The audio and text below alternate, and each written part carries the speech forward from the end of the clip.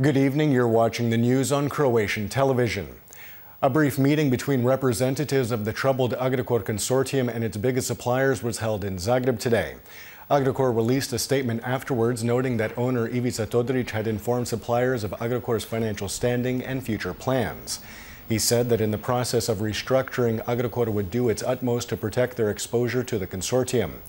The statement also says that both sides have a vested interest in continued business cooperation with the goal of mutual growth. The EU's Commissioner for International Cooperation and Development, Croatia's Neven Mimica, met with the members of 4 parliamentary committees to discuss the EC's report for Croatia this year.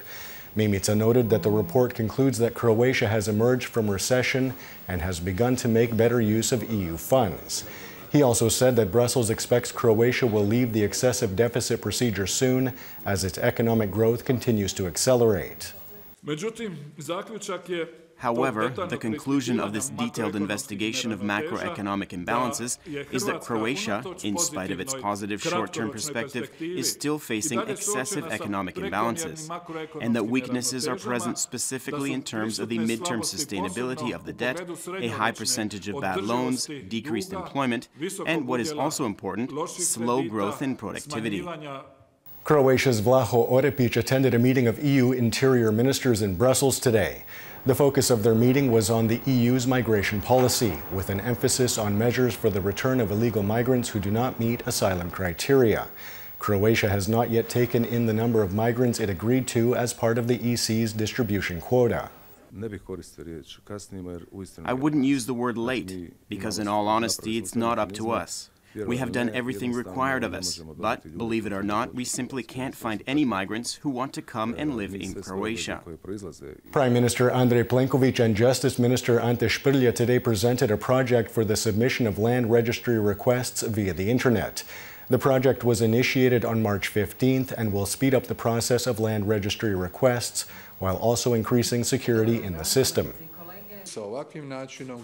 In this way, the public notary submits the request via the Internet and can immediately inform his or her client if everything is okay with regard to a specific piece of real estate, and effectively eliminate the opportunity for misuse or fraud. The appeal proceedings in the war crimes case of 6 Bosnian Croats who were sentenced to a total of 111 years in 2013 continued at The Hague today. The lawyer representing Berislav Pusic presented his appeal, although Pusic himself was not in the chamber. A verdict in the appeal is due in November. That's why, deliberately in my submissions today, Your Honours, we have referred to the JCE as formulated in the majority decision as a theory, because that's what it is. It sounds great as a theory, but when you apply it to the facts, it just doesn't stand up, because it's a theory that provides a factually incomplete and inaccurate characterization of the background to the conflict, because it's a theory that's based on a highly selective reading of the evidence and a gross oversimplification of the issues raised by that evidence, and also because it's a theory that directly impacts on the reputation of the government of Croatia when that country has not been given the opportunity to respond to it. Moscow has rejected calls from the EU and United States to immediately release some 500 Russians being detained following yesterday's protest against corruption.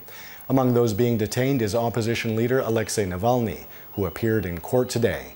It is believed that this was the largest anti-government protest in Russia since 2012. Former Prime Minister Boyko Borisov has won yesterday's early parliamentary elections in Bulgaria. This was Bulgaria's 3rd election in 4 years. With 33% of the vote, Borisov's center-right GERB party will now attempt to form a coalition government and maintain the country's pro-European path. The pro-Russian socialists were second with 27% support. Borisov's likely coalition partner is the anti-EU United Patriots Party, which finished 3rd. The best thing about democracy is that the will of the citizens decides on who will lead the country.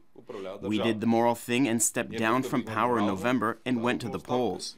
This result confirms that our party must lead the next government. Should Mr. Borisov's party call us for talks on forming the new government, we will not oblige. In politics, there are principles. Throughout the campaign, it was clear that our programs were diametrically opposed and that we were an alternative to them.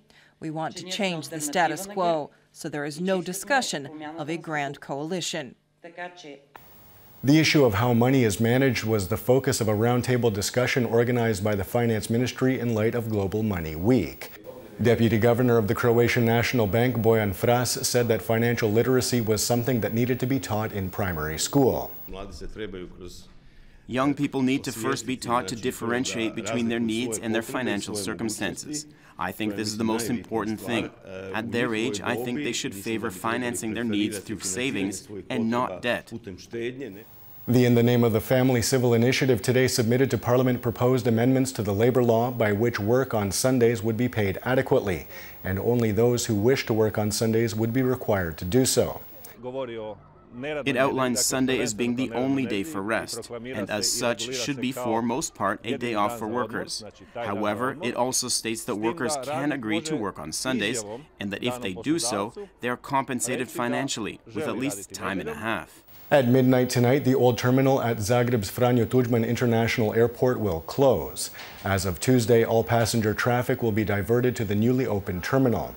Passengers are advised to come to the airport a full 2 hours prior to their flight in order to pass all of the required check-in formalities.